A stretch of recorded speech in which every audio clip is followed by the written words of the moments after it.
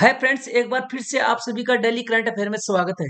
चलो डिस्कस करते हैं आज का current affair. First question is 22 जुलाई 2022 को किसे श्रीलंका का नया प्रधानमंत्री नियुक्त किया गया है?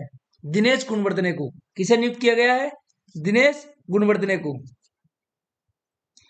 फ्रेंड्स, श्रीलंका में जारी संकट के बीच वरिष्ठ नेता दिनेश गुणवर्धने को देश का नया प्रधानमंत्री नियुक्त किया है। गुणवर्धने को अप्रैल में पूर्व राष्ट्रपति गोटबाया राजपक्षे के कार्यकाल के दौरान गृह मंत्री बनाया गया था। क्या बनाया गया था? गृह मंत्री। किसके कार्यकाल के दौरान? गोटबाया राजपक्षे के कार्यकाल के दौरान क्या बनाया गया था? इनको गृह मंत्री बनाया गया था। और किसके कार्यकाल के दौरान? गोटबाया राजपक्षे के कार्यकाल के दौरान। गोटबाया राजपक्षे कौन थे? श्रीलंका के पूर्व राष्ट्रपति जो देश छोड़ के भाग गए हैं। दिनेश गुणवर्धने विदेश मंत्री और शिक्षा मंत्री के तौर पे भी अपनी सेवाएं दे चुके हैं। ये क्या रहे हैं? इससे पहले विदेश मंत्री भी रहे हैं और शिक्षा मंत्री भी रहे हैं। ठीक है फ्रेंड्स। रानिल विक्रमसिंघे के राष्ट्रपति बनने के बाद प्रधानमंत्री का जो पद था वो खाली हो गया अभी, तो उनकी उस पद के लिए दिनेश गुणवर्धने को प्रधानमंत्री नियुक्त किया गया है। रानिल विक्रमसिंघे क्या बन गए हैं अभी? अभी श्रीलंका के राष्ट्रपति बन गए हैं। क्या बन गए हैं? राष्ट्रपति बन गए हैं रानिल विक्रमसिंघे। किसकी जगह? गोटबाया राजपक्षे की जगह। ठीक है फ्रेंड्स। और ये कितने कार्यकाल के लिए बने हैं? इनका गोटबाया राजपक्षे का जो बचा हुआ कार्यकाल था उसके लिए कौन बन गए हैं? रानिल विक्रमसिंघे। और इनका जो प्रधानमंत्री पद था, जैसे ये राष्ट्रपति बने पद खाली हो गया और उसकी जगह नया प्रधानमंत्री किसको नियुक्त कर दिया? दिनेश गुणवर्धने को। किसको नियुक्त कर दिया? दिनेश गुणवर्धने को। ठीक है फ्रेंड्स। नेक्स्ट क्वेश्चन इज, हाल ही में किसे अंतरराष्ट्रीय हॉकी महासंघ FIH का कार्यवाहक अध्यक्ष नियुक्त किया है? सैफ मोहम्मद अहमद को। किसको? सैफ अहमद को। भारतीय प्रशासक डॉक्टर नरेंद्र ध्रुव बत्रा के इस पद से त्यागपत्र देने के बाद अंतरराष्ट्रीय हॉकी महासंघ ने मिस्र के सैफ अहमद को अपना कार्यवाहक अध्यक्ष नियुक्त किया है। तो इससे पहले इस पद पे कौन थे? भारतीय एडमिनिस्ट्रेटर कौन? डॉक्टर नरेंद्र बत्रा। कौन थे? डॉक्टर नरेंद्र ध्रुव बत्रा। पूरा नाम है इनका नरेंद्र ध्रुव बत्रा। ध्रुव बत्रा। इनके इस्तीफा देने के बाद किसको नियुक्त किया? सैफ अहमद को। और ये कहाँ के हैं? मिस्र के। कहाँ के हैं? मिस्र के हैं। कहाँ के? मिस्र के हैं। ठीक है फ्रेंड्स। डॉक्टर नरेंद्र ध्रुव बत्रा ने FIH अध्यक्ष पद के साथ ही भारतीय ओलंपिक संघ IOA इंडियन ओलंपिक एसोसिएशन के अध्यक्ष पद से भी इस्तीफा दे दिया है। इन्होंने इस पद से भी क्या किया है? इस्तीफा दे दिया है। किसने? ध्रुव बत्रा ने। किस पद से? इंडियन ओलंपिक संघ से। डॉक्टर बत्रा 2016 में FIH अध्यक्ष बने थे और पिछले साल उन्हें दोबारा इस पद के लिए चुना गया था। पहले कब बने थे? 2016 में बने थे और दोबारा इनको इसी पद के लिए चुना गया था और इनका कार्यकाल खत्म होना था 2024 को। लेकिन इससे पहले इन्होंने क्या किया? अपने पद से इस्तीफा दे दिया और इनकी जगह कार्यवाहक अध्यक्ष किसको बनाया गया है? सैफ अहमद को। किसको बनाया गया है? सैफ अहमद को। ठीक है फ्रेंड्स। नेक्स्ट क्वेश्चन इज, 25 से 29 जुलाई 2022 तक प्रथम खेलो इंडिया फेसिंग वीमेन लीग। कौन सी लीग? खेलो इंडिया फेसिंग वीमेन लीग कहाँ आयोजित की जाएगी? कहाँ आयोजित किया जाएगी? ताल कटोरा इंडोर स्टेडियम नई दिल्ली में। कहाँ? ताल कटोरा इंडोर स्टेडियम नई दिल्ली। ठीक है फ्रेंड्स। इस लीग में महिलाओं के लिए अपनी तरह की पहली राष्ट्रीय तलवारबाजी प्रतियोगिता 3 चरणों में 25 से 29 जुलाई तक होगी। कितने चरणों में होगी? 3 चरणों में। कितने चरणों में? 3 चरणों में। और कौन सी प्रतियोगिता? राष्ट्रीय तलवारबाजी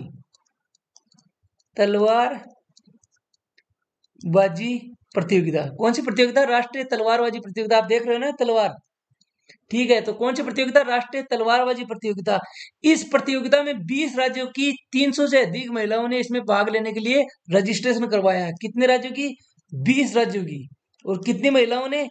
300 से अधिक महिलाओं ने 300 से अधिक महिलाओं ने क्या किया है? अपना पंजीकरण करवाया है। इसका पहला और दूसरा चरण कहाँ होंगे? दिल्ली में। फर्स्ट और सेकंड चरण कहाँ होंगे? दिल्ली में होंगे। और थर्ड चरण होगा इसका पटियाला में। थर्ड चरण कहाँ होगा?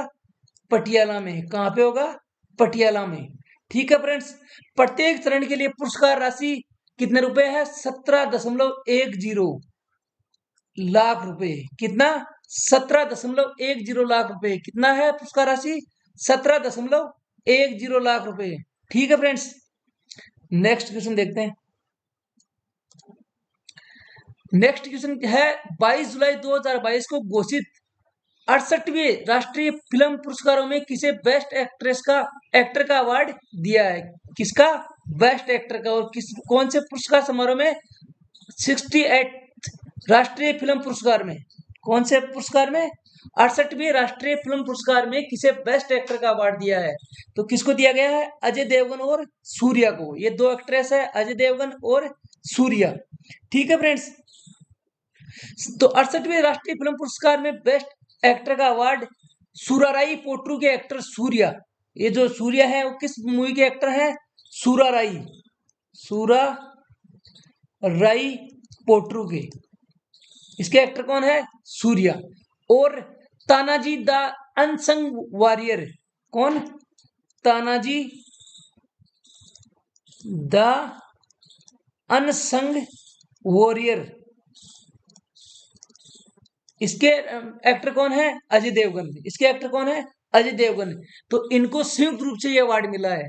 कौन कौन सी मूवी है? सुराराई पोट्रू के एक्टर हैं सूर्या, और तानाजी द अनसंग वॉरियर के एक्टर हैं अजय देवगन। तो इनके लिए दोनों को संयुक्त रूप से ये अवार्ड दिया है। बेस्ट एक्ट्रेस का अवार्ड मिला है सुराराई पोट्रू की अभिनेत्री अर्पणा बालामुरली। किसको? अर्पणा बालामुरली को। और किस मूवी की एक्ट्रेस है ये? सुराराई पोट्रू। किसकी? सुराराई पोट्रू। तो इसके सुराराई पोट्रू के एक्टर हैं सूर्या और एक्ट्रेस है अर्पणा बालामुरली। इन दोनों को क्या मिला है? सूर्या को मिला है बेस्ट एक्टर का और इनको बेस्ट एक्ट्रेस का। ठीक है फ्रेंड्स, ये पुरस्कार किसके द्वारा दिया जाता है? भारत सरकार के द्वारा। किसके द्वारा? भारत सरकार के द्वारा दिया जाता है ये पुरस्कार। ठीक है फ्रेंड्स, भारत सरकार द्वारा आयोजित किए जाने वाले राष्ट्रीय फिल्म पुरस्कार आर्टिस्ट एंड टेक्नीशियन को उनके उत्कृष्ट कामों के लिए। तो इसमें किस किस को दिया जाता है? या तो कोई आर्टिस्ट होगा यानी कलाकार होगा, या फिर टेक्नीशियन यानी टेक्नीशियन को यह अवार्ड किस लिए दिया जाता है? इनके उत्कृष्ट कामों के लिए। ठीक है, सर्वश्रेष्ठ कामों के लिए यह अवार्ड दिया जाता है। तो इसमें किसको किसको दिया गया है? एक्टर कौन है? अजय देवगन और सूर्या। और एक्ट्रेस कौन है? अर्पणा बालामुरली। ठीक है फ्रेंड्स, नेक्स्ट क्वेश्चन इज हाल ही में किन दो देशों के बीच ब्लैक सी ग्रेन इनिशिएटिव समझौता हुआ है? तो किसके बीच में हुआ? रूस और यूक्रेन के बीच में। ठीक है फ्रेंड्स, रूस और यूक्रेन के बीच में अनाज की सप्लाई को लेकर एक अहम समझौता हुआ है। दोनों देशों ने ब्लैक सी ग्रेन इनिशिएटिव समझौते पर दस्तखत किए हैं, जिसके मुताबिक यूक्रेन से अब गेहूं और मक्के का निर्यात जल्द शुरू होगा। जैसे क्योंकि दोनों के बीच में कॉन्फ्लिक्ट चल रहा है, लगभग 5 महीने से ज्यादा हो गए, दोनों के बीच में वार चल रहा है। इसकी वजह से जो ब्लैक सी है, कौन सा समुद्र? काला सागर। ब्लैक सी, जो काला सागर में क्या था, ये इनके जहाज आवागमन नहीं कर पा रहे थे क्योंकि ये लड़ाई चल रही थी, तो कोई भी इनके जहाजों का आना जाना सेफ नहीं था। तो अभी इन्होंने इस एग्रीमेंट पे, समझौते पे क्या किए? साइन किए, जिसके तहत क्या होगा? इनके जहाज अब ब्लैक सी में आ जा सकते हैं, जिससे कि यूक्रेन जो धान का यानी अनाज का क्या है, ज्यादा सबसे बड़ा विक्रेता है। इसलिए क्या हो जाएगा? इस एग्रीमेंट से यूक्रेन अपने गेहूं और मक्के का क्या कर सकता है? अब निर्यात कर सकता है। यूक्रेन क्या कर सकता है? गेहूं और मक्के का निर्यात कर सकता है। किसके थ्रू? ब्लैक सी के थ्रू। और ये एग्रीमेंट कितने मंथ के लिए है? 4 मंथ के लिए, 4 महीने के लिए एग्रीमेंट पे साइन हुए हैं, जिसके तहत क्या कर सकता है? यूक्रेन अपने यहाँ से गेहूं और मक्के का क्या कर सकता है? दूसरे देशों को निर्यात कर सकता है। गेहूं और मक्के को क्या कर सकता है? दूसरे देशों को निर्यात कर सकता है। क्यों? क्योंकि अब ब्लैक सी पे कोई पाबंदी नहीं है। ये अब इनको ब्लैक सी में जो जहाज हैं, इनको कोई दिक्कत नहीं होगी इनके वार की वजह से। रूस और यूक्रेन के बीच ये समझौता टर्की के शहर इस्तांबुल में हुआ है। कहाँ हुआ है? टर्की के कौन से शहर में? इस्तांबुल में। टर्की के इस्तांबुल में हुआ है। ठीक है फ्रेंड्स, टर्की के इस्तांबुल। इस समझौते के तहत रूस और यूक्रेन अनाज सप्लाई ले जाने वाले जहाजों को ब्लैक सी में सुरक्षित गलियारा देने के लिए राजी हो गए हैं कि अब जब ब्लैक सी से कोई जहाज निकलेगा तो उसको हम कोई नुकसान नहीं पहुंचाएंगे। ब्लैक सी से जहाज आ जा सकते हैं और कितने महीने के लिए? 4 महीने के लिए। कितने महीने के लिए? 4 मंथ्स के लिए। और आपको पता है यूक्रेन अनाज का सबसे बड़ा निर्याता है, ठीक है। और बाकी देशों को जब अनाज की बहुत ज्यादा किल्लत आ चुकी है, अब ये क्या करेगा? दूसरे देशों को मक्के और गेहूं की क्या करेगा? सप्लाई कर पाएगा इस समझौते के तहत। ठीक है फ्रेंड्स। फ्रेंड्स आज की क्लास में बस इतना ही। अगर वीडियो आपको अच्छा लगे तो लाइक और शेयर जरूर करें।